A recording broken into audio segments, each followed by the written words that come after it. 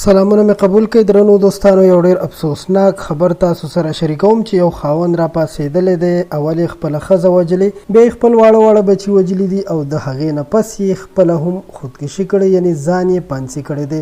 دا واقعه کله شوې ده او دا سړی ولې دومره مجبوره شو چې داسې قدم یې پورته کړی دی؟ د ویډیو تر اخره راسره پاتې شئ چې تاسو د ټول حقیقت او ټولو معلوماتو نه خبر کړو. درنو دوستانو، ویل کېږي چې دغه سړی چې د خپل کورني مشکلاتو نه ډېر زیات تنګ شوی او ډیر مشکلات په کور کې پیدا شوي وو، نو د دغه له وجې را پاسېدلی دی. اول یې خپله ښځه وجلې ده، چې کله یې ښځه وجلې نو د هغې نه پس یې شروع کړې ده او نمبر په نمبر باندې خپل 3 ماشومان وجلي دي. دا افسوسناکه واقعه چې 2 ورځې وړاندې شوې ده او په سوشل میډیا باندې د دې واقعې په باره کې خبرې کېږي چې ډیر زیات خلک یې خفه کړي دي او خلکو په دې سړي باندې یو قسم بد هم ویلي دي، ځکه چې هر مشکل او هر تکلیف په انسان باندې راځي نو هغه د الله پاک د طرفه وي. انسان له نه دي پکار چې دومره غلط قدم اوچت کړي چې خپل ځان هم ووجني او د خپل ځان سره سره هغه د خپلې کورنۍ ټول هغه کسان ووجني چې د کورنۍ یوه حصه وي، ځکه چې د نورو انسانانو ژوند یې هم واخیستو او خپل بچي هم ووجل. یقینا چې ډېره زیاته افسوسناکه واقعه ده. الله تعالی دې